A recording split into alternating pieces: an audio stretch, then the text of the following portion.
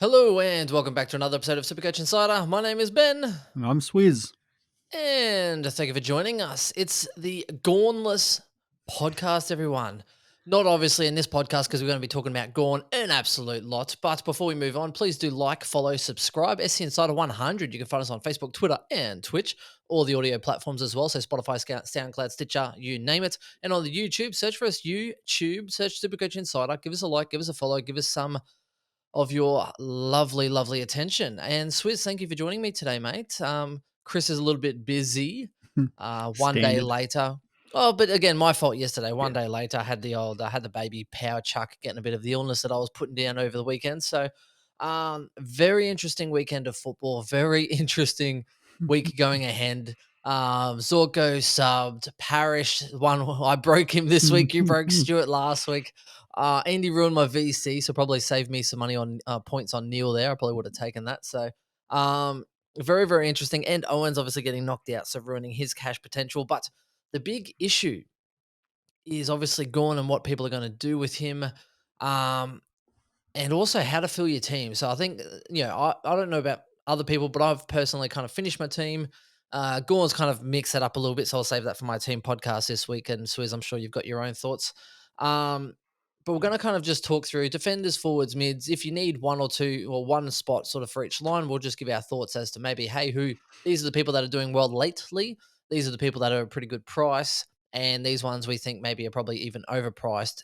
So I wouldn't be paying, as an example, I wouldn't be paying close to $600,000 for a Sinclair when Steele's coming back in a week or two. Um, Before we move on, we do have to shout out to the sponsors. So number one, we're going Splash Vodka.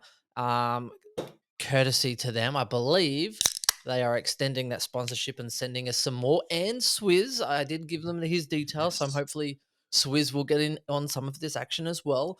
We will also shout out manscaped.com, so waiting to see if there's any other promo codes there, but they are extending another, I think, 12-week promotional with us and sending us some more gear.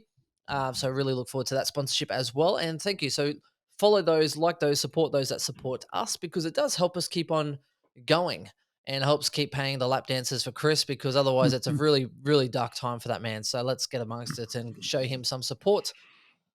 Swizz, mate, what are you thinking about this whole Gawn situation? Because Cinema Samosas came out. They were talking about, it's typically 4 to 8 weeks. It looks like it's on the low end of that, 3 to 5. Is that including this week though? Is it really more 2 to 4 weeks? I Because they have the I buy, so actually he's don't not think it playing. is. I don't think it is. The problem is D's, practically have booked their place in the finals. Like they got to win like two more games to confirm themselves. But top So four is a big deal. yes. So it comes down to how they're going without him. If the D's were to win a couple of games, and they've got some tough opponents up, but if they were to win a couple of those games and look like finishing top four anyway, they probably take their time with Gawn, and it's about getting him right for finals. If they look like they're in danger of missing the top four, then they might risk to bring him back early. It also depends on the form of Jackson.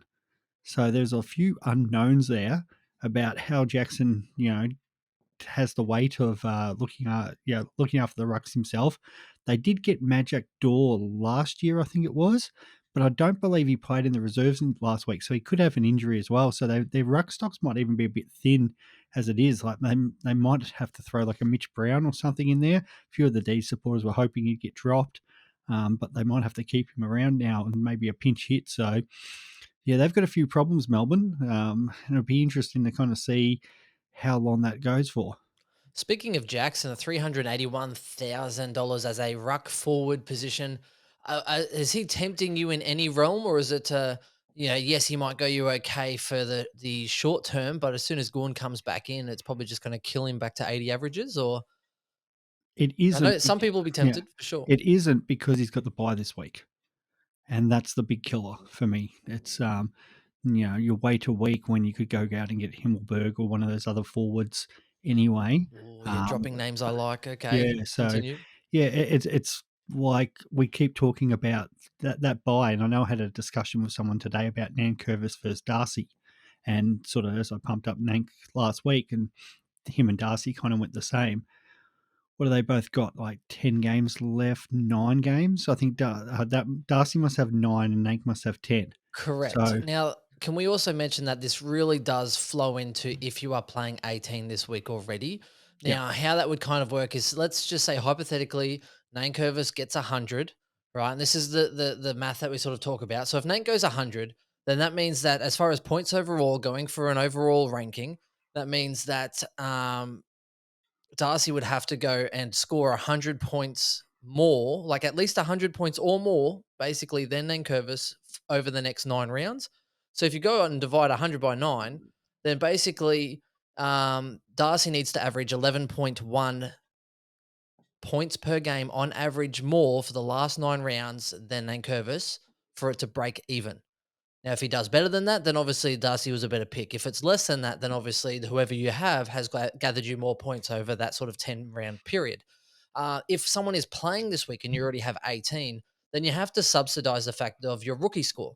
So if you're saying, oh, Nate's going to get me 100, but if your rookie scores you 50, then that all of a sudden just becomes 50 points over yeah, 9 rounds, and therefore he only needs to average you a lot less, which is, in my opinion, a lot less likely of Nate averaging that. That's my opinion over those rounds. So it really does, and it really does, going for overall, depend how many players you have on field as to whether the pros and cons of adding in a player like that to play the extra round. Swizz. yeah. And the other part that we don't know is Nank's durability seems a bit better than Darcy.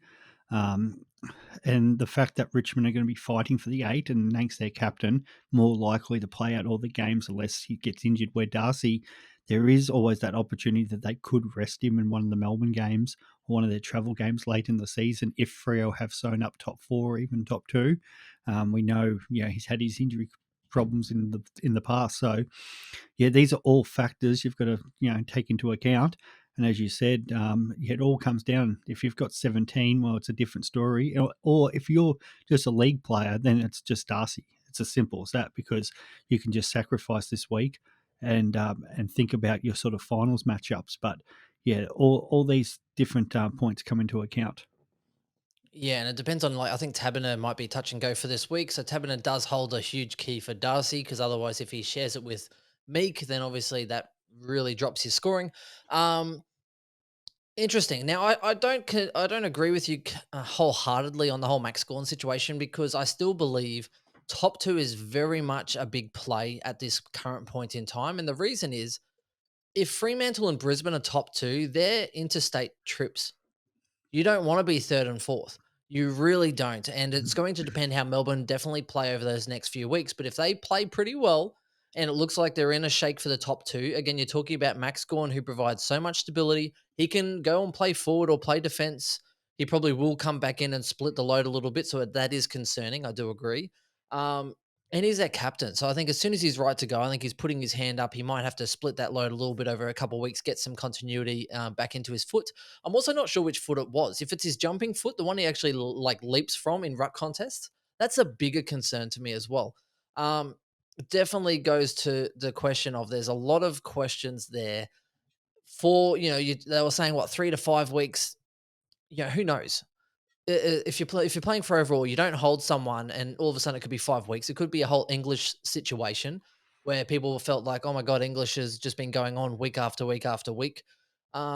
If you hold him and you're a league player and you end up having a loophole, then that's the only situation I can envision would actually be beneficial. Is if you have a loophole player, if you have enough trades and you can get a loophole and play a Himmelberg for a few weeks, see how Gorn's going. And then all of a sudden, if Gawn's back, then bang, you're like, awesome, Himmelberg, you're my loophole player. Gawn, you're back into the ruck. English, you're back into my forward line. And then everything makes sense again. And then you are stronger for it. That's the only situation that I can actually justify keeping him. Otherwise, there's too many questions. Am I right, Yeah, Swizz? yeah, you are, and it comes down to, then there's the sort of three options. Well, we talked, Nank Darcy, but there's three other options, and it's up to English, down to Riley O'Brien, or if you've got Darcy Cameron, moving him then into the rucks as your permanent ruck and bringing in a premium forward or a midfielder. If I What's could that word? spit that out, Premium? Yes, premium I'm dude. pretty sure it's, yeah, premium, dude. I'm pretty sure there's an N in there, not an M. Um, Premium. Anyway, so going on that point, I do Agree. Now, English is the easiest decision, and I think he's probably one of the number one trade outs and ins for this week because number one, he's going up in price. Number two, he's averaging absolutely killer in that ruck line. Um, but the issue I have is I'm like, okay, well, after that, if you look at forwards and you've got a Butters averaging a 92, I'd rather have English forward averaging me 128 or whatever he's going at, or 124 now. I don't know what it is. And I'd rather have like a Riley O'Brien in the ruck line averaging me 105 than having a Butters or one of these other players, getting me below 100 or around 100. If you're going to play English in the ruck line, I feel like it's a little bit of a waste. Now, I understand the reasons behind it because all the other rucks are a little bit how do you do and up in the air and they're all shit and injury prone and the rest of it. And I get that, right? But then don't you think with, having a Riley O'Brien or one of these other rucks that can bang out hundreds and still back, gets 120s and all the rest of it is a better option than having a Butters or someone else on field?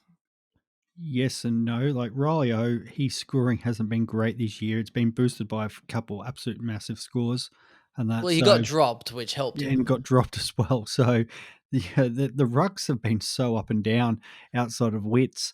And then, well, you can't even put Bruce in there at the moment and that because he's bloody in and out. So, Yes. do I have more faith in a case of a Butters? Yes, I agree with you.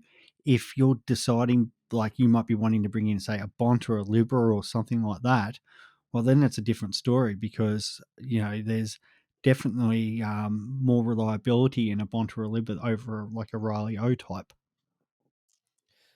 Yes, I'm trying to have a look. The Adelaide and West Coast game, was that wet or was Riley O'Brien just not great?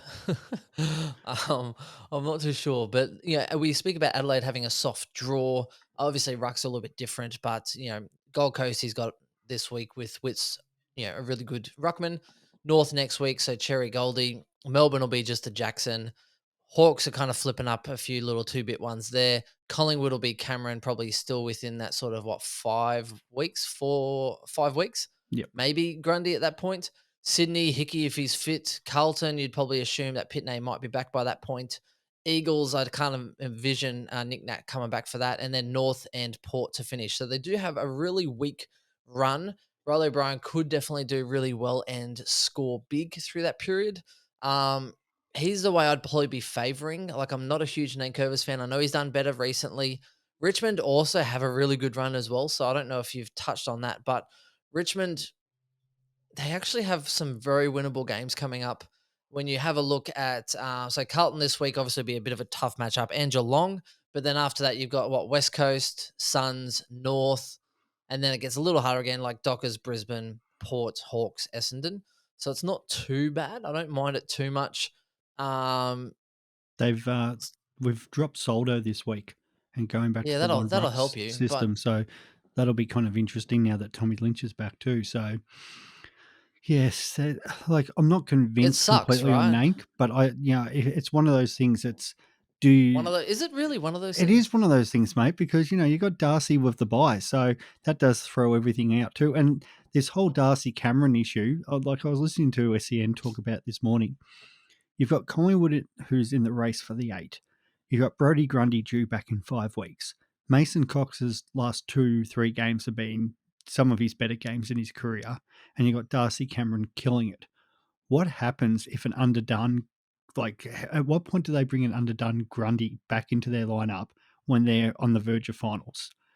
And so that's going to be kind of interesting to see how that plays out. And if hypothetically you went with Darcy Cameron in your rucks, let's just say it's a 5-week turnaround to when Gawn gets back, there is a world Grundy. if you had one trade Oh, Gawn. left. Oh, mate, if Darcy if you can't. hold Cameron, you could Yeah, side swap Nilly. Well, maybe not, but you probably could will definitely be by hold then. You could. Well, no, Gawn's still 610 Nilly. So, Yeah, well, Gawn, um, Gawn plays one game back, and or maybe 2 games back. It will be because his second game will drop. So it depends how many weeks you could Gawn gets back before the Grundy talk gets going.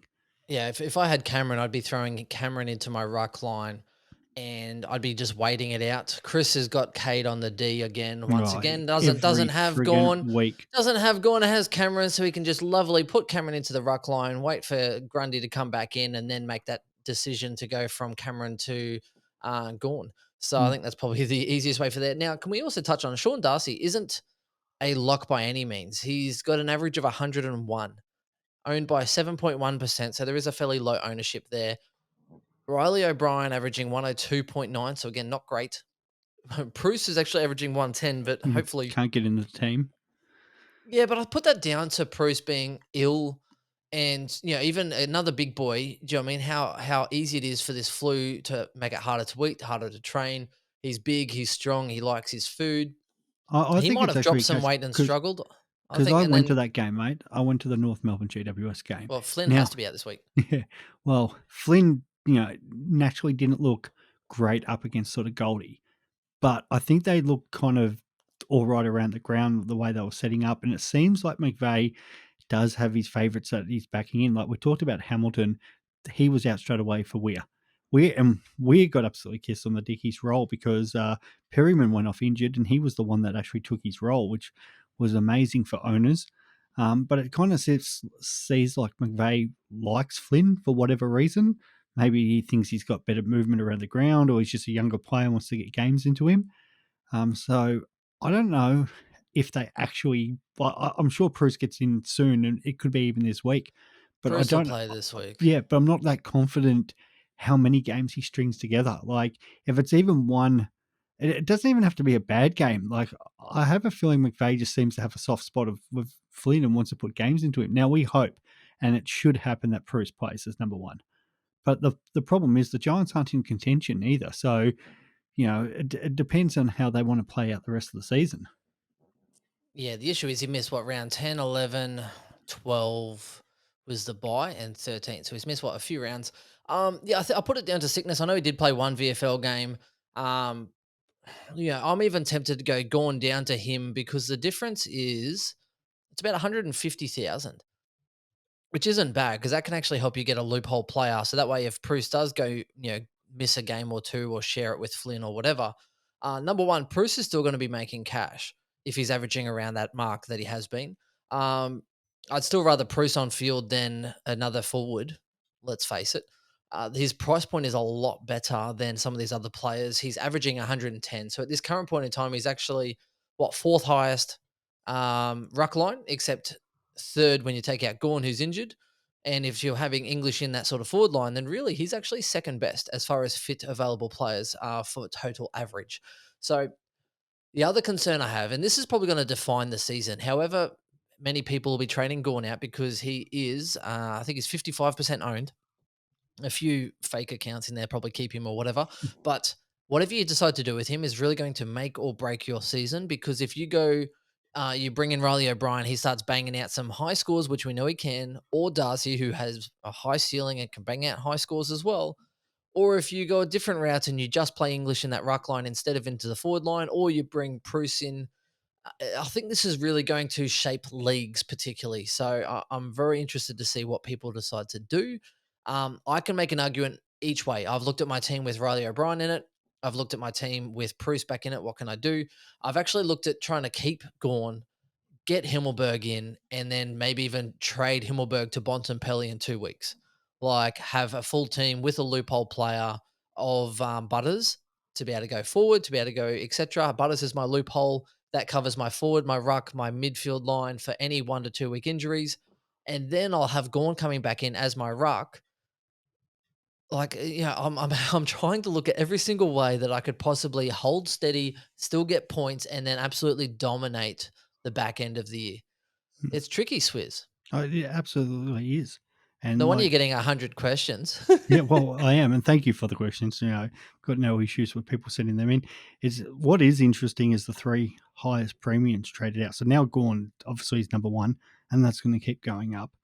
But Petrarca and Brody are the Yeah, let's touch on those boys. I think they're you should probably trade them out less now with the whole Gawn situation going on. Um, Again, it comes back down to that conversation we had. If you don't have 18 and you don't have enough rookies, then you could probably try and trade in a rookie that plays, which helps subsidize that a little bit. I can see the value and appeal of getting rid of both players. I also believe it's kind of jumping at shadows this time of year, we still have 10 rounds left. And when you have COVID and injury and syndesmosis, like even getting down to sort of 6 trades in a full team, that's getting kind of sketchy to be trying to trade premiums just because they're having a bad 3-game average or they had one bad, like inefficient game with Fife back. You know, Brody still had, I think, 24 CBAs. He still had quite a lot of touches. It just wasn't quite there for him. Now, that's not a direct representation of Fife being into the team. That could continue to happen. It could be a trend that we see happen. So I can understand the appeal of that. But if you're holding a Butters in your team, yet dumping Brody, I think it's just extremely wasteful. Swizz, where do you stand on Brody? Yeah, I still want to keep him. We don't have enough data how this whole Fife is going to affect him going forward. Now, I know a few people are worried because they're like, Fife's in, that's going to continue to affect Brody's scoring. But I don't think his CBA's changed. If anything, his CBA's went up on the weekend. It was just the normal Brody playing. Like, I don't know if you've got his time on ground there, but I feel I like it think was it was low. It was it about was like 65, I think. 65, 67, something like Yeah, yeah. that. So that's just normal Brody stuff. Like, you don't see him go over 70 too often, but he still played midfield. The 82, you're going to get games like that through every player. Like we saw Petrarca go through a little run. Cripps has had down games, Took, just the way it goes. But Brody still had that role with Fife back in the side. So Look at I've you got go, more. 67% there, Swizz. Good Yeah, job. Only 7 contested in this game. I think it was also a bit of a wet game, wasn't it? I think it was. Yeah, with Hawks, yeah. So it's, yeah, and I can understand that. He was yeah. definitely in and around it a He little bit. was, there was a few times where I saw him just not getting used and that was no fault of them. They were just trying to play direct footy.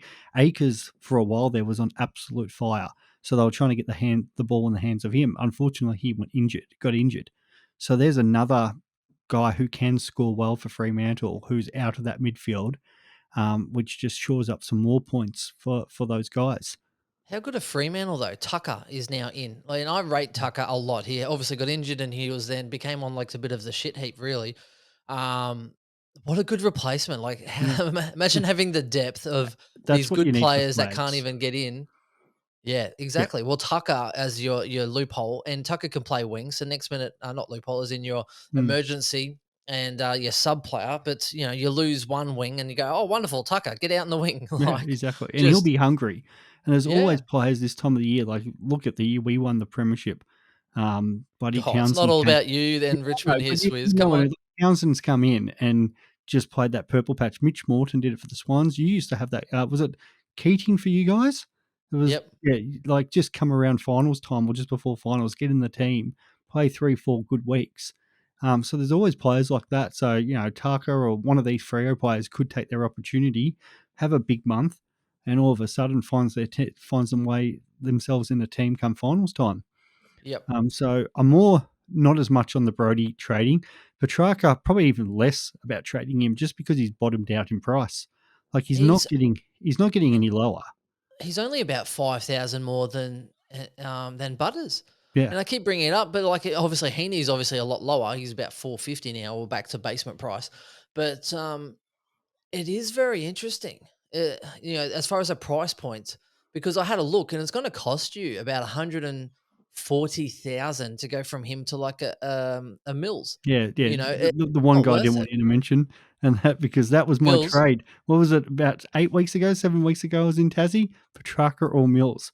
What a yeah. disastrous decision that was. I should have done the same thing. I was worried about that middle buy, and I thought, no, it worked out It'll for a work little out. bit. Yeah. I was considering getting rid of him as well. I'm actually considering buggering off Parish to Mills just because he hurt me for 1 week. I'm like, you know what, stuff it. The trades don't mean enough. I'm like, get out of my team, Parish. But this whole Gawn situation's caused a little bit of a dilemma there. Um, I think if they're playing, you just kind of got to back them in at this point in time. They're so heavily owned, particularly the top 5,000. If you're trying to make moves in the top 5,000, then I can understand. Petrarca's heavily owned. Um, Cornelia, I think, was in about 70% or something. I can't remember the exact amounts, but I do know that Will Brody's in a lot of teams in that top 5,000. So if you're trying to make a move and you think he's going to fall, and you need to make some different moves to try and really move up ranks in that top 5,000, then I can see a huge appeal getting rid of Brody because you're pretty much playing that risk game. If Brody falls off a cliff, then you're the one that jumped off early and you are overtaking so many people in that top 5,000 to get a higher ranking. That was the appeal for me sitting at about 250th. Because I'm like, well, if I get rid of him, then all of a sudden, if a whole bunch of people in that top sort of 250 start to hold on to him and ride that train down, then I could be the one to bypass a lot of them. So, and by the lot, I mean into the top 100. Yeah.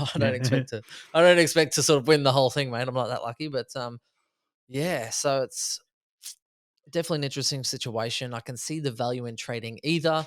For me, I'd probably hold Petrarca as well. He's basement price now. When they start winning some games, I expect him to really sort of bounce. He looked good through that first half. He was sitting at a good super coach, but we know he's done this in previous years as well. He has a high ceiling, which means that every low game he has, he usually bangs out at least one or two high ones. So knowing me, if anyone that jumps off, he's going to be banging out a real high score soon. Don't forget they play the Doggies coming up fairly soon as well, and he's averaging about 160 over the last couple with them. So um, he's someone that I definitely look to just hold, and if you can, loophole, because I'm Mm. going to be trying to use a Himmelberg or someone like that to try and get an F7, and that way you get to sort of loophole each week, and that will gain you points just by being able to sort of whoever plays first, that's that hit and miss sort of up and down player, put them on the emergency list. If they do well, wonderful, you move to the next line, and then you try and rotate your team to try and maximize points in a given week. So work Yeah, around your team, not work through it. his last two games against the Lions, who's his next opponent, is 130 and 141. And his last three against the Crows, who they play the week after that, is 126, 116, and 132. So he's Yep. got good form against the teams he's coming up against. They'll have the rest, they'll rebound, they'll be hungry to win those games and prove a few doubters. And, him and Oliver will be leading that midfield. And you're taking out somebody who scores 100 to 110 points out of that team, and you're bringing in it could be a magic. It's Mitch Brown, Semensi spot, someone who's going to score 30, 40 points. So they've got another 70 points if they win to share around their team, and it's most likely to go to their midfielders. So, I'd be backing him in. And as you said, if you can loophole, in a perfect world, I want to loophole Petrarca and Butters because Yep. if I'm holding Butters, which is likely at the moment, Butters can still get off the chain and score that 130, and just hopefully he does it on a week Petrarca goes down.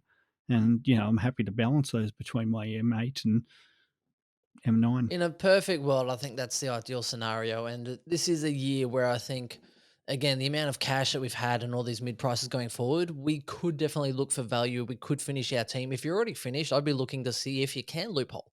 The people that went aggressively trading their premiums and throwing their trades out left, right, and center early, they're not going to have that luxury. They're going to be trying to hold on to any trade they have. So and I do like the fact of that flexibility to have someone to cover you for a 1 or 2 week injury, or if they get knocked out, to have that cover, not relying on a rookie, which will then save you a couple of trades that you've actually you've used those trades to get your loophole, but then that kind of pays you back in favor, and you just use those the few trades you have left for really important injuries, the ones that are long term, 4 weeks, 3, 4 weeks or more, and just use that to get the next best available player. That's the ideal strategy, not whether it'll work for you or whether it's an option, but that's what I'm sort of looking at. And I'll sort of talk through my team in my team pod as well this week. Right. I think they're the main topics, Swizz, The realistically probably speaking. the other big topic, because I know I've had this question asked a lot, is what cheapest rookie do we think is going to get most likely games this weekend and going forward? Now, naturally, it's an easy one to start off with because Durden's been picked from Carlton. Unfortunately, Marchbank is injured again. The Blues don't Yeah. have many tall defenders. So Durden's straight in there. He's named on the bench, but as long as he doesn't get injured, he's going to be playing some games. So that's the first easy one. I feel for some people, I think on Twitter someone said, I'm going for it. I'm going for Marchbank. He was like Hmm. 200,000. Yep. Oh, you'll be a great, D7 for the whole year. And I'm like, oh, okay, if his role's good, because you don't know what role he was playing. And that's why I don't like paying $200,000 for a rookie at the end of the year, because I'm like, man, that 80,000, like imagine Mm. what you could do with that 80,000. It's just a huge deal. Um, yeah, and you can't really hold him now either. You got to sort of burn him out again, or hold him and you have 200,000 sitting on your bench, which absolutely sucks. Um, I'd be looking at any of these 102k players that look like they are going to get a game. I know Essendon has, I think, a player that they might actually call in. Absolutely killed it. I'd be looking there. Hollands, I'd Yeah, be looking at paying 120 odd thousand if you have the cash. It looks like he'll play at some point this year. Dean could be back straight after the buys. I know that the Pies could definitely use some nice tall stocks back there as well to help complement their side. So I quite like Dean for that. Um, Jai Carley's one keep getting asked about. He only had the 10 touches in the waffle on the weekend. I still think they're going to play him at some point, but they might want to give him another game or two before they bring And him a in. good loophole as well. West Coast aren't going to play any early game. Like they are literally the junk heap of the season. They are not getting any early games, in my opinion. I think they, well, unless they are, I don't know. That'd be horrible business if it was. Hmm. Yes, I don't mind that one as well. Who do you And think wins? also, Who do you think wins the spoon between both of them in a general footy question? Because there's only 2% between both teams. I think West Coast are going to win the spoon because I don't know if you heard what is it Simpson was Yeah. saying? Basically, how he's going to try and find the right balance between playing experienced players and giving these young kids games. And towing that line is going to be a big we'll, we'll basically, he fi- was trying to say like it's going to be a big, not dilemma, but a tough matchup as far as trying to work out like, hey, like play who deserves to play, but also play these kids, and they're going to rotate it incrementally. So I imagine, hey, when we play a really good team, maybe we'll put some good seniors on. If we're playing a not so good team, we're going to put these younger kids on because I honestly think they are playing for that early pick. we'll find out And a lot about West.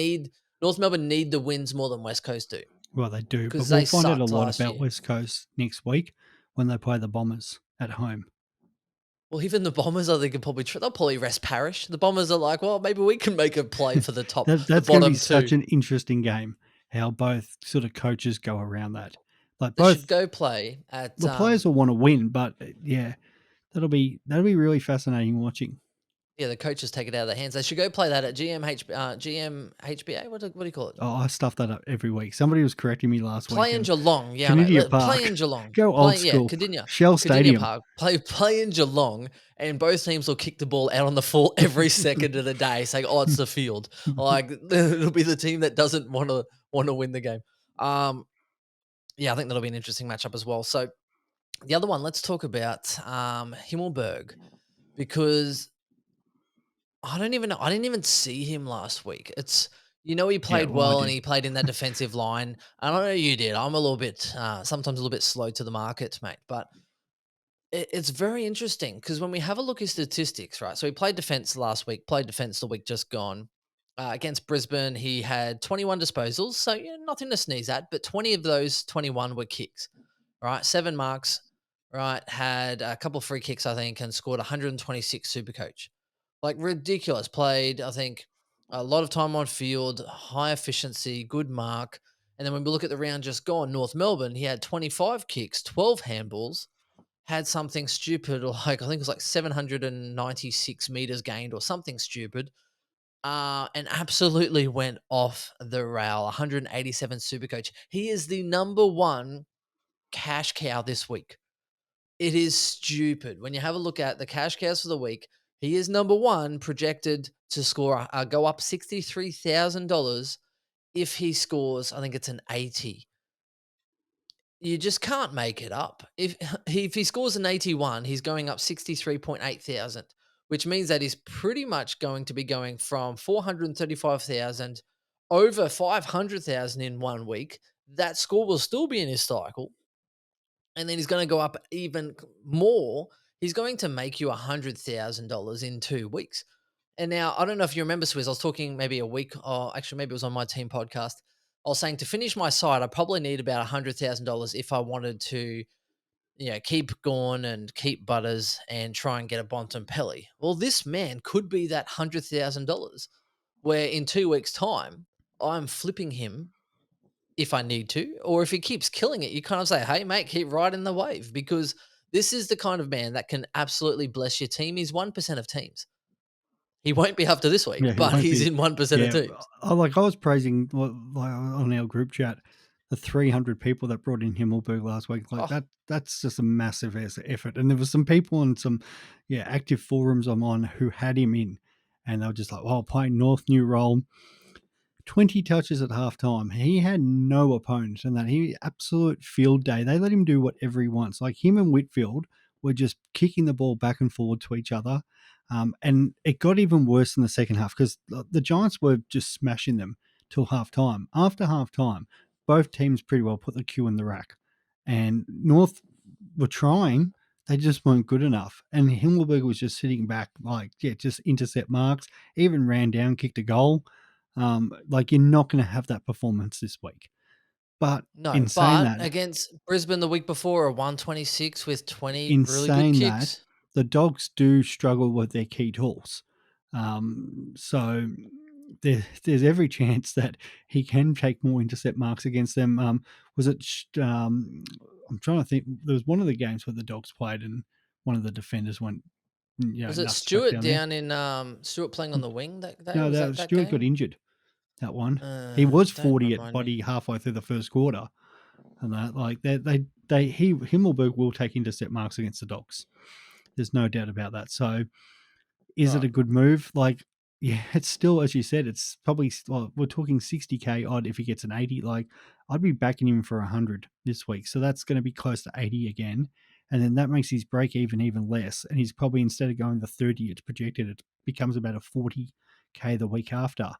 So you're getting at least 2 weeks. He probably holds his price for three for the week after that. So for 3 weeks there, you're getting good scores and you're getting 120K. And like, what's, say, Bont, for example, right now? What have we got there? I think he's 587. I was hoping With he'd get some down to about stupid break even, I 577. think. Oh, 130 break Yeah, even, I think, because I've 132 been, break even. So, yep, I've been eyeing like, him off. it's like Bont could definitely score that. But at the same time, if he plays more forward and he comes out with 100 to 110, he drops a little bit of cash. So you've got an option there. Or you've got the option where, say, Himmelberg, say 3 weeks time, 4 weeks, we start getting to, say, Jack Steele territory, some of those other players that could be coming back. Darcy Parish, if you don't have him and he misses, say, 2 or 3 weeks, there's players there who could come into contention who are going to get cheap that you could go Himmelberg to them to finish your team. And don't forget the fact that if he played, was it rounds 13, 14, 15, 16, 17, he might actually get enough for a 35% defender status. He might get DPP come round 18 splits. Well, And all of a sudden there's that that then as well. opens up almost opens up some other avenues for people that are looking in leagues as well. Speaking of the whole Bontempelli situation as well, something that we do need to touch on, Bailey Smith, right? We're not going to go down to Charlie Town and Charlie in the Chocolate Factory and all the rest of that stuff, right? But or mental health and how he's after a 1 week discount because he Well, owned up to it after he yeah, got caught. We're not going there, ladies and gentlemen. But I might in my um, pod, but yeah, go oh on. yeah, right. We'll save that for another day. I love him as a player, right? Obviously, I did make the best decisions, but who's taking the midfield then? Because he was splitting. I think they're talking him and Trelaw were tapping each other on the shoulder, 50-50, right? In and out, in and out. He's gone. So it's like, okay, well, who now is having to stay forward? Is it Bontempelli Yeah, forward no, and I think Bont. Liberatore in the guts, Yeah, or is it a different mix? yeah, Bont forward. Your first bounce is going to be McRae, Dunkley, Libber, or McRae stays outside and it's going to be Trelaw, Libber, Dunkley. I think Bont still has his forward role and that, and they'll just put him in as he spurts as he does, or he gets up around the ball. But we know how damaging Bont is, and he's been carrying that sort of niggle all year. Where, Yeah, AC joint. I think yeah, he AC joint could be all right now. yeah, I do tend to but agree. I think Libber, it'll be yeah, Dunkley coming definitely. out. Dunkley coming out. Bond's probably going in when Dunkley goes forward. Liberatore will probably just switch with Trelaw, in my opinion, and they'll sort of keep doing their work. And I think it'll probably be McRae that'll be asked to probably do a little bit more of the brunt work as they rotate someone else through that sort of midfield role because I think McRae can handle, he's used to clocking up Ks, getting in the midfield, inside, outside. So I think he might actually take a bit more of that brunt. They'll probably also sort of tap, Lockie Hunter on the shoulder saying, hey, man, how far away are you? We could use a player right now. So it'll be interesting to see. It's hard to know exactly what they are going to do. But with a break even of 132, it's not a bad shake to even just wait a week on Bontempelli. If he goes well, he's not making much cash, so you can still get him next week. He's not really going to go up heaps. If he goes 108, he's dropping 10,000, which means that if he goes 150, he's probably only going up about 10,000. So you can wait, get some more data. If he plays a lot forward and drops a really poor score, then you look extremely smart for the week. The other reason I would wait, depending on who they play, if they play De Boer, these two teams hate each other, and De Boer will go Yes, straight to Bont. There's as absolutely a no doubt defensive about that. forward. Yep. Ooh, Yeah, because he can go down there and he'll follow Bont around and he will just absolutely give it to him all game. Like we've and seen the rivalry between these two teams since that 2016 final, and I expect to be on again. I expect McRae or Dunkley to go big because Giants have been leaking points to some midfields. Like when you look at, De Boer's not really tagging midfield anymore. He's getting a bit old. He doesn't clock up the Ks as much. He's playing more, that sort of pinch hit midfielder. Like when he did it with Ash, that's why they needed Ash that Mm. round. When I think it was Brayshaw or someone, I can't remember who it was on. Was it Neil? Maybe it was Yeah, Neil. Oh no, no, Tuke Miller. Tuke Miller. Duke, Sorry, yeah, I, yeah, I yeah. I digress. But they were playing a tag team role because he can't do it all on his own anymore. He's not that fit to kind of really shut down other fit players. But playing a defensive forward on a forward player that he can lock down, then 100% he could do that with his eyes closed. Yeah, I think it'll be very interesting. Whereas I think McRae or Dunkley could definitely get off the chain this week.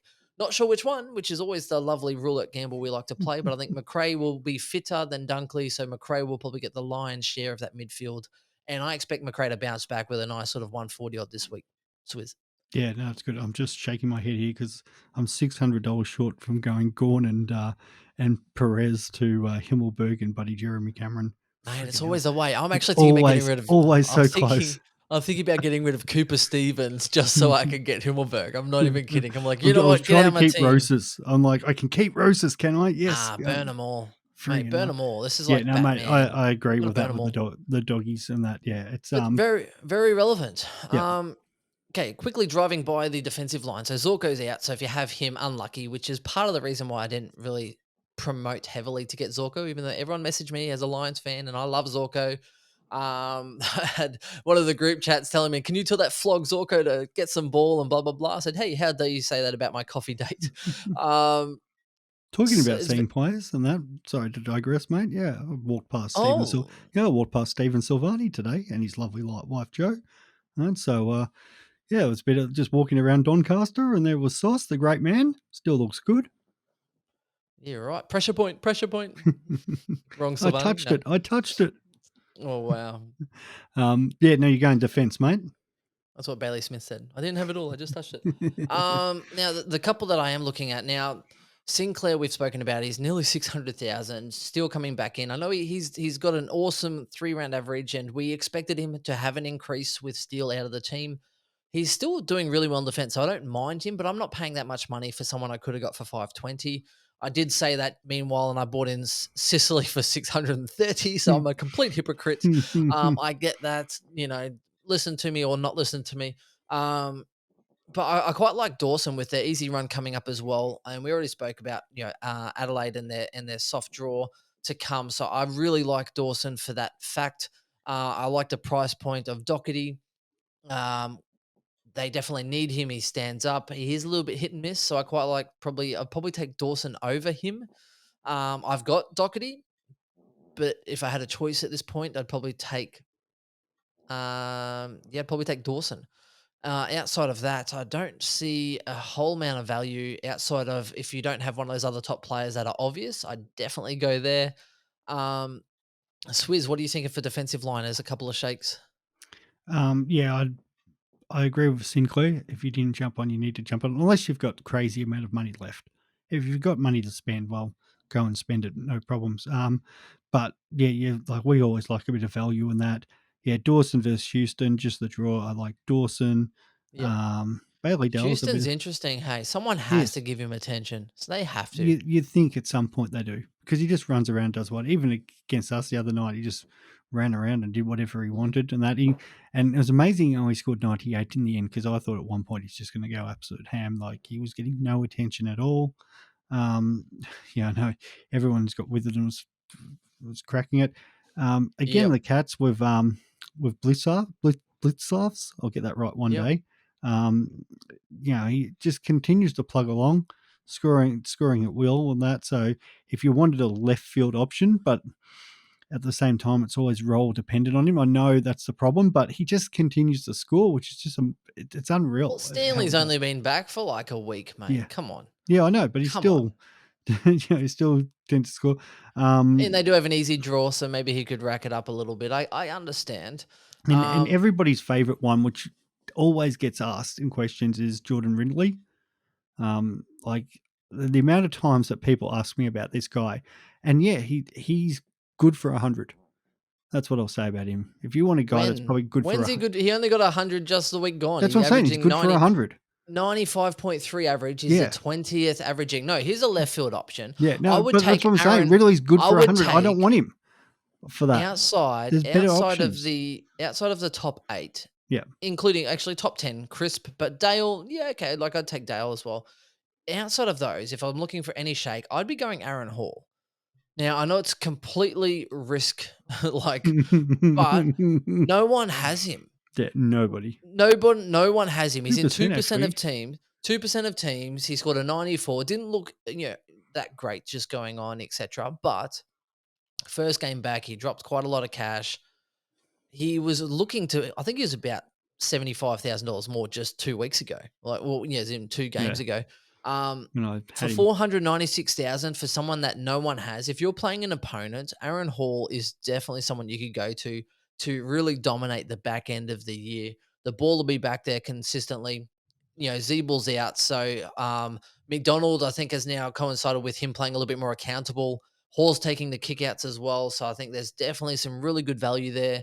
I'd be going Aaron Hall, even though I know it's issues of injury and the rest of it, but his price point compared to anyone else and the output I think he will give you, I think he can average you top 6 numbers at a fraction of the price. I would take Aaron Hall instead of Sinclair because of the $100,000 that I would keep if that was an issue.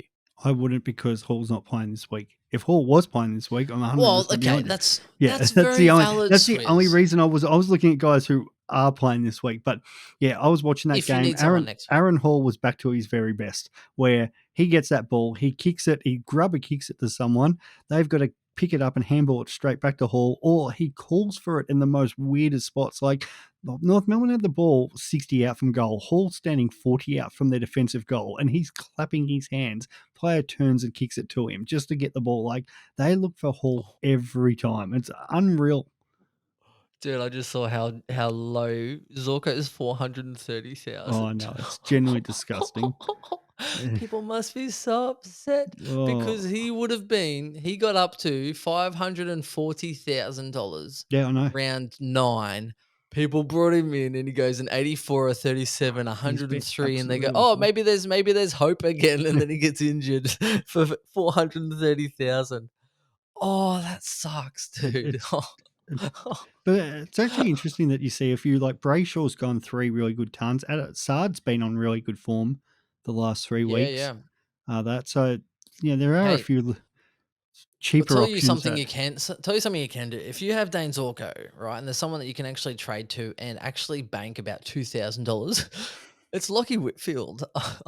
Like, I'm not even kidding. If you I have know, Zorko I and you know, only I know. have $430,000 in zero bank, Mm, like you could do a lot worse, it's to not. be honest. I know it's actually not a terrible move. It's That not a terrible now with move. the Like coach, but you've already fucked your season, right? I mean, oh Kitty god, Coleman's gone up 130,000 since he's come I back. know Like missed out on him. I know, and he's gonna Interesting. keep killing it. Friggin' hell. Moving into that midfield line for Yeah, me, I think after the bye just gone, I would go Mills 1, Laird 2, and I'm trying to think of who else I wouldn't have. Like Walsh, I would still be keen on. I know he had a bit of a bad round, but I think with Chera out, I think Walsh is definitely going to get a little bit more inside time in this interim. So I'm trying to have a look. I think that's probably my main ones there, Swizz. Like I know Took Mill, if you don't have him, he's at a great price point. He had a really big round just gone. I'd definitely be sort of looking to even cash in on a little bit of that. Suns, I think, are definitely a good shake for the back end of the year as well. when you have a look, Adelaide and then Port, Collingwood, Richmond, Essendon, they don't exactly have the strongest of midfields to really sort of negate, in my opinion. Then they play Brisbane, so always a really good matchup that he lives for. Then you've got Eagles, Hawks, Geelong, and North. So I think the Suns have a very favourable back end of the year as well. And Took is someone, if you don't have him, I think he's actually at a price point that can still match you with the top eight and still bring it home for you with a nice ceiling when you need it. Swizz, what do you reckon for Yeah, yours? I'd have Laird actually won over Mills. Yeah, I just think their consistency. fixture and that, Oh, like, okay, yeah, yep, it's such an easy fixture. So Laird 1, Mills 2, Took 3, Walsh 4. yep. I agree with that. Yeah. The only thing with, I guess, Mills, so Laird's super consistent. Hmm. Whereas if you are maybe, yeah, if you're winning your leagues or in your top four and consistency is going to help bank you the advantage, then I'll be like, okay. Now, if you're bottom four of the eight, so if you're fifth to eighth and you're trying to rustle some feathers and you've got guys in your leagues that you just need a little bit of X factor with someone that has a huge ceiling, then Mills has got a bigger ceiling to really try and hurt your opponent on any given week. But just know that he could also lose you a game and get you a 60 or a 70 on the other week. So, I'd also, um, I think it's also the makeup of your team. I think Mills is the better VC. Laird yep. the better captain option. Yeah, that's Laird's as true. Because safe as houses as a captain these days. Laird will go, he'll get you some He'll 120s to get you 130s 120. that'll tempt you to take a VC, whereas Mills, you will know if you're taking that Yeah, VC or where not. that's where I'd rather, like, I expect Mills would play earlier in the round because of the Swannies' form. So he's a good VC where, yeah, Laird, yeah, he's playing those games, he's getting 120. Chuck the captaincy on him.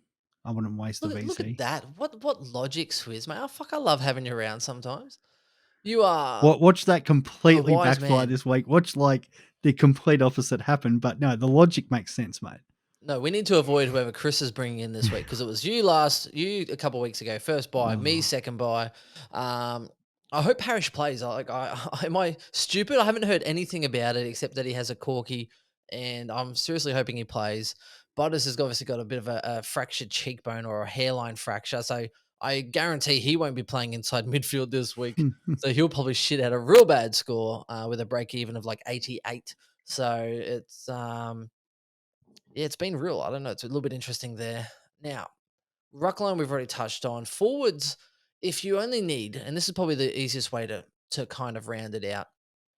If maybe you need one or two spots to finish. It's pretty much English and Bontempelli. Is there any other sort of way around it, or if you're strapped on cash? I know there's a guy you are dying to mention. I can see it in your eyes, there, Swizz, a possible Geelong folk.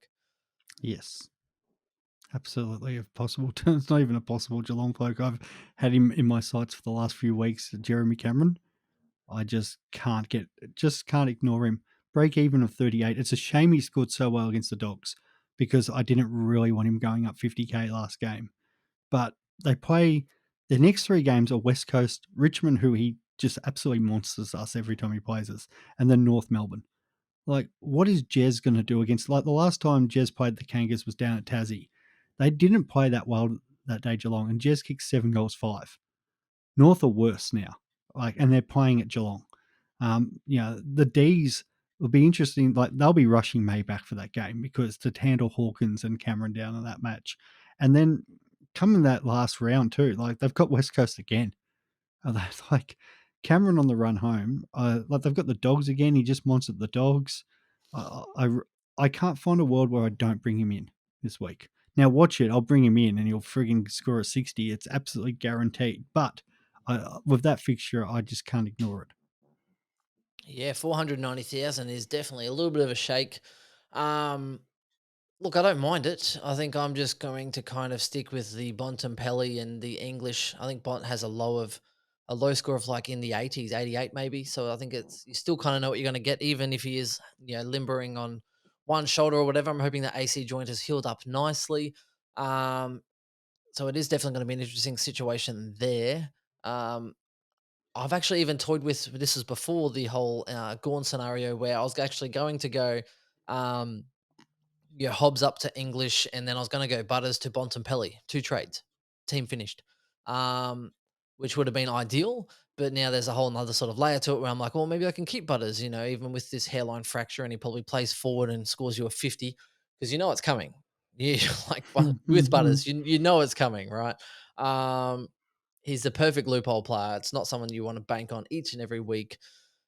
So there's definitely some scenarios there. I'm not sure there's too much value outside of like There's Himmelberg and everyone else that we've there's a said. cut. There's one in particular, and it's weird that I've got to actually even recommend this guy, but I know it's been talked about just because of their fixture. But Tex Walker at 476, like I don't like it, but it's just I know it's terrible, mate, and I did not want to mention it, but you cannot ignore that fixture. I love He's it. just come off a 150 against West Coast, mate. Yeah, that's West Coast. Yeah, and they So play there's them Jeremy. again. They play them again, That's Jeremy Cameron in a and they box. play North twice. This is the problem. They play North twice and they have West Coast. Like, who else is kicking their goals? He just monsters those teams. So as I said, I don't really like it, but you look at the options cheaper than him. Well, I don't mind the old Tommy Hawkins, but you look, Isaac Heaney's like 30K cheaper than Tex Walker now. He's terrible. Jordan De Goey, like, no, like I'd rather Himmelberg. Duncan's not playing. There's literally no one else unless you're going Himmelberg. But Yeah, like, forward line sucks that's what I'm saying. outside of the top If sort of 4 you or 5. hypothetically, if you're ranked 20,000 and why wouldn't you take the risk? Let's just say you're an overall player ranked 20,000. Why wouldn't you take the risk on somebody like a Text and a Himmelberg and hope that pays off? And let's just say Text comes out and goes bang bang against North Melbourne and West Coast. Like, that's a player that none of us are going to own, that they're catching points up. Now, I don't want people to do that because I don't want people catching me, but that's the sort of moves. If you're out of contention, why not throw darts at the dartboard and go, well, this guy could do this. Baby out of the bathwater and Yeah. all that jazz. Yeah, very interesting there. Can't really argue much there, except we made it 55 minutes with some really sound advice, and then we start throwing Tex No, Walker around to finish. but We I are always throwing say darts it's at the dartboard. situational because you're different. That's Where fair. are you ranked, Ben? 250th Yeah. or so. So for you, you're not taking that many risks unless the only I'm risk thinking you're about Himmelberg. Yeah, That's well, a pretty good but risk. that's not as much of a risk because I think some of the top teams are going to do that, and You're right. the teams that brought him in last week who were ranked further out took that risk. Himmelberg gets 187. There was somebody who was ranked like 20,000 moved up to was something ridiculous, moved up like above me, which I think I'm 2,000 overall on that because they took that risk on somebody random that nobody owned, and that's what I'm saying. Like, have a look at somebody who is playing North Melbourne, and that's a good example, like the Cats or the Crows, who on any given day could come out and score a 150, 160 and have no other ownership. And that could be the difference of you moving up the ranks. Now, you're not going to do it as somebody who's in the top 500. But if you're sitting, 5,000, 10,000, 20,000, why not? Yeah, I agree, especially if you're doing that. Even if you're going for leagues, any trade you are making from now on, I'd probably be even having a look at who are my teams and sort of looking for good matchups, particularly for finals, Mm. because you're going to know whether you're sort of sitting top 4 or sort of 5 to 8th. I'd be looking at, okay, well, hey, I'm looking at, getting in a Sinclair, and then I'd be having a look at the teams that are above me. Do they have him? Yes or no? And if they have him, I'm like, well, why would I want to really negate a guy that might actually have a down round that week and go for someone else with a little bit of upside and try and get some more uniques? Because sometimes when you're playing in leagues, you want to negate the real key players, but other times you want to have more uniques than not, because otherwise your week will be won or lost because of 3 players.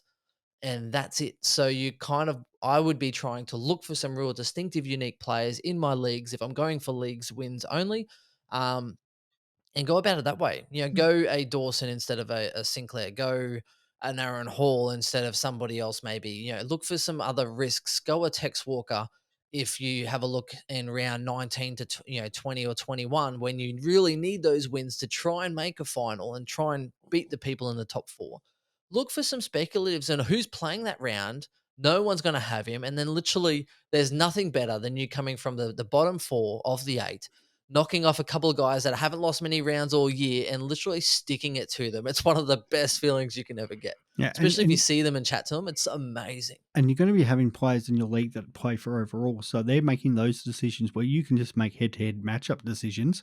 And as Ben said, you're looking at those important games. Double check what sort of league you're in as well. If you're 20 or 18 or 12, because your buys, your finals could be a different time. And as Ben said, look at those matchups, because you can definitely have a week like those who brought in Himmelberg this week. If you've got a week where, say, it's Adelaide, North Melbourne, why not go get Tex and Dawson, knowing that you're going to be playing fifth and you can upset them, and then have a look at the next week of that. So, yeah. Yeah, I agree.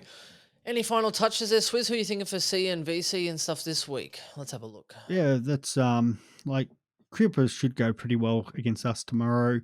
That there's I really want, like, if I bring in Jez Cameron, he's getting the VC against West Coast.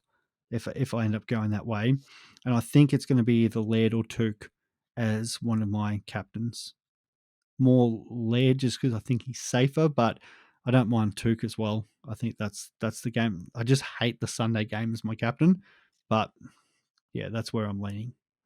Yeah, I'd be leaning similar. I'd be even keen to kind of, if I had a loophole player on that Sunday, I'd probably be looking at sort of VCing McRae or someone, against the Giants would be an ideal way. If I had Mills, I'd be throwing Mills on for Port Adelaide because he's been hovering a little bit. And I think Mills is due to really break out. And I think Port Adelaide midfield, when Butters is playing forward, I think Mills could, I feel it's one of these games he's going to go big.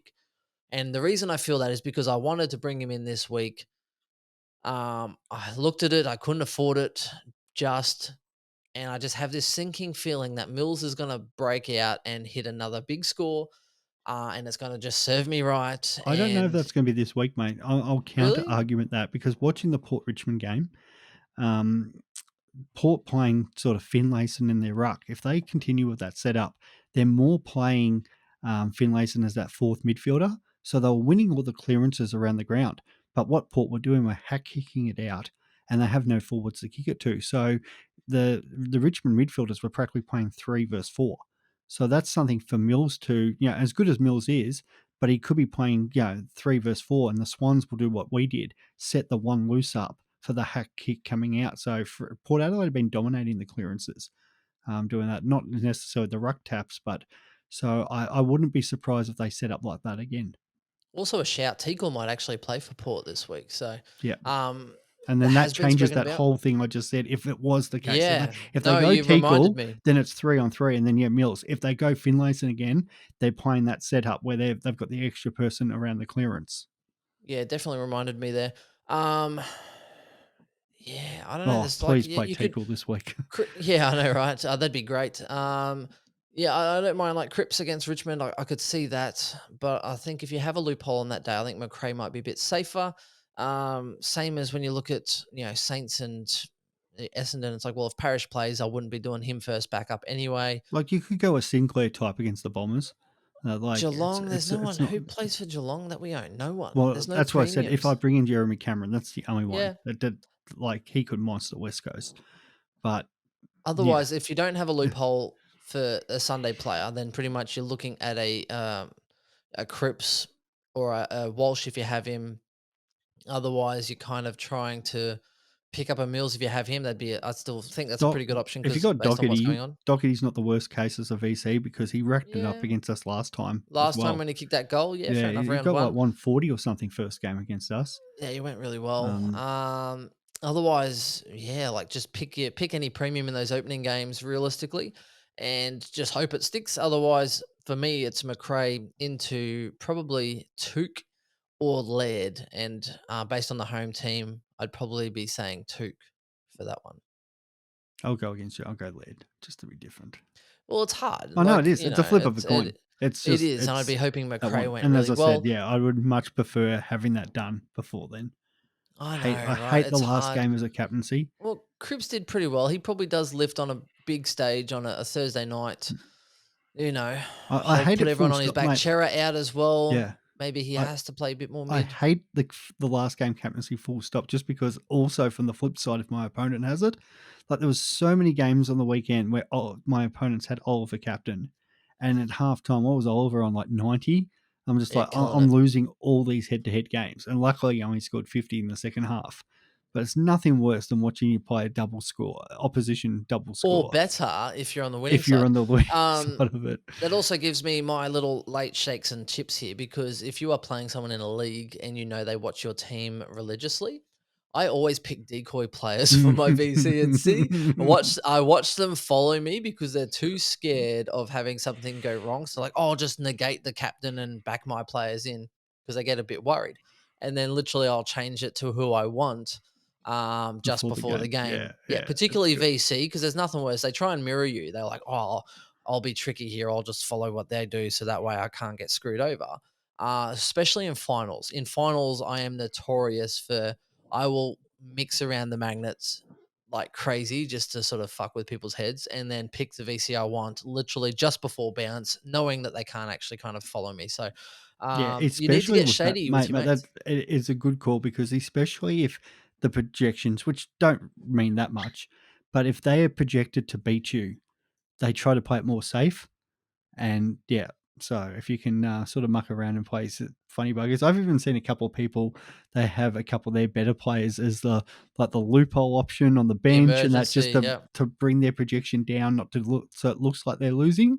So the other team has to go, oh, hang on, I need to take a risky VC here, and then they put like their crisp on or somebody like that back on the field, and it's like completely changes their projection. So I love those mind games. It reminds me of the World Cup qualifier the other night when Redmond was doing the grey wiggle man in the goals and just playing the mind games with the Peru Oh, boys. It's what about awesome. that goal? What about the Peru goalie having notes in his bloody water On the bottle? water bottle, Bloody yeah, notes of and Redmond just chucked it into the crowd. That's yeah, awesome. stuff him, stuff him, It's stuff him, stuff awesome. him. Shout out to all our Speaking of Peru listeners out there. yeah, every single one of you. But that reminds me, I think last World Cup or the one before, can't remember. Off topic. We're finished, by the way. Yeah. If you want to sign off, see you later. Um, I'm not a huge betting man, generally speaking. I like to prefer to lose money to friends because it's more fun that way. You know where your money's going and you hope they make good choices. But I remember, I think when the World Cup started, I think over two and a half, goals in a game paid the next amount of money, and it was quite high. So I was like, sweet. So I put like $50. Yeah, I had some money in the account, so I thought I threw $50 on that one. And I swear, I think it was about 7 out of 8 or 9 out of 10 or whatever. It was like a high number of the first games of the World Cup all had more than 2.5 goals. So I literally went from $50 in my account, not caring where it went. I was like, stuff it, I'll put it on the soccer, all right, because I don't watch much soccer. And I made like $750 in about, I think, 2 or 3 days. Like it was just absolutely stupid because I just kept putting $50 on the next game over 2.5 goals. And it was just absolutely crazy for the first sort of few days of soccer. And then I was like, right, I'm cashing out. And since then, I really, if you know me, I really only kind of make AFL Grand Final. I might throw a little dabble. The Melbourne Cup, I might put on a little, nothing crazy. And I used to be really big into multis in AFL, like huge into multis. I used to look for margins and put all this money, not heaps of money, but little bits. And I don't know. I know a lot of people are really into their betting, and I don't want to dismiss you because I feel like it's okay. But I hate the stress of watching a game that I've bet on. I really just like to watch AFL, and I can't handle if I put money on it, then I just get really tense, and I feel like the whole world's going to go against me.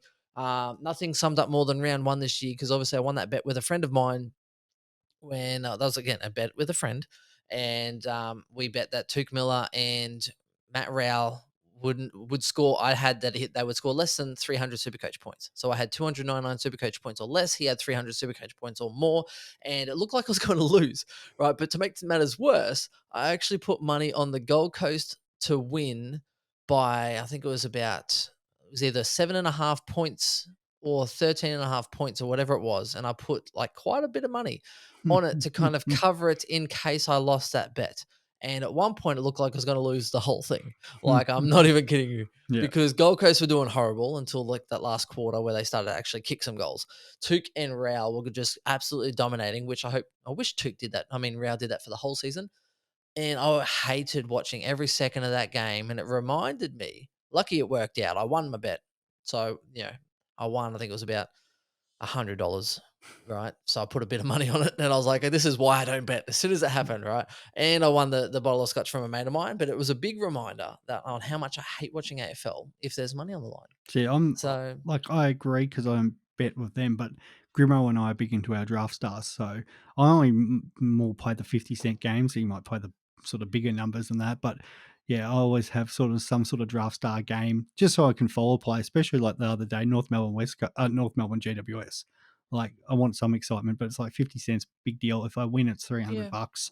Like, it's not much outlay playing, and I'll back my fantasy knowledge against most people on that. So yeah, no, it's something I do you kind give of some enjoy. good results there. Yeah, I But for have had me, some good my results. ideal fun is every quarter, so every few months, I get together with mates. We play poker, and you buy in for like $50. If you lose, you buy in for another 50. If you lose, you kind of like, okay, well, there's $100 gone or whatever.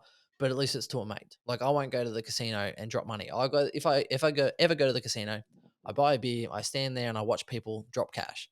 Like I people watch. Do you know what I mean? Like Mm, I just think there's so much at stake. And when it makes you feel bad about yourself, and whether you win or lose and you feel good or you feel crap based on a game and how much money is done, I just don't think it's good for you. So, yeah, exactly. um, Like, I'm at the moment, I've just joined another NFL draft. We're doing a redraft. another We call it one, the man, gloat. 50 Swizz. bucks is one, and that, which has really been interesting because it's only a 10 player league, but or 10 squad league, but we've got 24 in the league. And it's amazing. Quarterbacks were absolutely all off the board by the end of the second round. And then I had to trade up to go and get like the 21st best quarterback because I'm like, oh, I'll go wide receiver, get a quarterback, and that because they're all going off the board. And I didn't want to be left with like no quarterback. But yeah, I kind of like that because there's a chance to win money. It's fantasy, it's draft. I love drafting. So yeah, always happy to get involved in them more than, as you said, gambling at the casino or something like that. I think I used to like drafting more before you and Grimo started joining the ranks because this keeper league that we're in, I'm winning at the moment because I've kind of traded up old. Like I've gone old. I'm like, you know what? Stuff it. The last guy's won a couple of years. I'm like, right, trading up. I've got all the oldies now. And, like Bontempelli's, my younger sort of one, basically. And I'm having a look. And then right behind me, clicking their heels, is Swizz and Grimo. Grimo inherited a team a couple of years ago. That was shit. They were last, and he's gone and picked up all these players, mate. Literally between you, Chris, Grimmer, and myself, as far as drafts go, that's why I really quite rate some of the strategic sort of plays there. Chris, as mad as he is, he picked up Hewitt, he got Doherty, for cheap as in draft this year, like stupidly cheap. I went, Lloyd and Short, which I obviously get a half rebate there because Short's been doing well, but Chris is just killing everybody in draft at the moment. I think I'm coming about second to Chris at the moment. And Chris had a real crap pick. I think he was like second last draft pick. So he's killing it. Between Chris and myself in our competitive draft league, not our keeper league, but our competitive draft league, there was 12 people in. I think we've backed off and reduced our size and cut some of the Victorians, sorry Victoria, down to about sort of 8 Queenslanders to make it more fun and local. But before that, I think in that 5-year, 6-year period, I think Chris had won it twice. I'd won it 3 times, and we had one random person sort of win it there and one before it. So it is a strategy to draft league. So if you're new to draft or you're not sure what it is and you're a new listener, please do. And you stayed for this lovely little. This is Yeah. like a radio chat at the moment, No, mate. Good catch up. which is fine because I know some people, like, I got, as I said, stopped at work. Some person said, I just really like just the random footy chat and stuff like that. Like, we don't do as a lot of footy chat, but talking about draft, I know the sleeper app for the NFL has got it set up, but I've only done one, maybe one or two of them, but auction drafts in like for AFL Supercoach. That is a lot of fun and a lot of different strategy. Unfortunately, the only way you can enter your team afterwards is the commissioner enter everyone's team because we don't have the setup on the app. You need to be around at someone's house, and literally, like, you'll have the draft pick. So I might have pick one, and I might at least say, "Let's go Sam Doherty," and then it just starts a bidding war. It's just like being at a house auction, but you're not bidding I with think I've real heard of that money. one Yeah. where you have a salary and you Yep. can't kind of if you spend a lot of your salary on one player, then you're screwed. If That's anyone wants someone that you want, you're like, I don't have any money for that. Yeah, So it's really and it gets difficult. really good when you have captains and vice captains because then you've got to obviously bid up and play strategy for that. So it is one that, in a perfect world, if there's sort of more people out there and we could organise something for next year, be absolutely love to do one of them again because they are a lot of fun. But you kind of got to be in the same area. As I said, the Sleeper app for NFL has it set up so you can actually do it online, but then you've got to all be online at the same time. Where I know a lot of people want to do slow drafts and that, but yeah, that's pretty good. My drafting's been pretty good. Like Oh, the mate, Sky. we love preseason Oh, too. I love it. Absolutely do. Just touching on what you're saying, there was Yeah. also another one Chris sent a video through, and I can't remember what the name of it was, but it was a particular draft where one person picks all of their teams like picks their whole team last off the waiver, completely last. So you get all the shit picks basically. Once everyone's got their full team of everyone, you pick your team last, and then you play like normal. But if you beat someone, like each round you get first pick off the waiver. So basically, you get if there's someone like coming up well, like a Calves or something, then you're like bang, or a Himmelberg, you're like bang, you get first pick off the waiver, right? Each and every week. But also, if you beat someone, you take like before the round, you're like, hey, I'm playing Swizz. If I win, I'm going to take um, Clayton Oliver off your hands. And if I beat him that week, then bang, he has to give me Clayton Oliver. And then as the year goes by, you would hate to be playing that person right on the back end of the year. It's kind of like a chase down Hmm. where each and every week your team, hopefully, with a bit of luck, gets a bit stronger. Play the buy rounds, which would even make it more interesting because then you're going to have to actually trade with other people to try and make sure you have a good team against that person. I think it was a Vampire League. And yeah, I mean, I think that'd be fun. And there's so much scope for actual fun activities. So much room for And activities we in talk this about in this room. like draft day can be one of the great days and that like you get My favorite together day of and the year. it is. Beats the draft. Like Beats all year. and I Draft day is give the best. a big shout out to our guy 40 down here. The ribs that he puts on, him and his lovely partner Elise, they just put on a great day for us on that. So watch some movies, talk a lot of banter, well, talk a lot of shit. And it's great. It's what sometimes it's as you said, it's one of the best days of the year. Just able to get out there and you know Mate, draft and talk. he sounds like a prince. Oh, that's right. Prince doesn't have ribs. The Grish Prince, and that is his name. And Oh, they talking about him. 40. I'll give you a shout out. You're top of our Sky League. We've got 14 in our keeper league for that. I'm currently third with Codes in second. Buddy, the Saints are doing pretty well.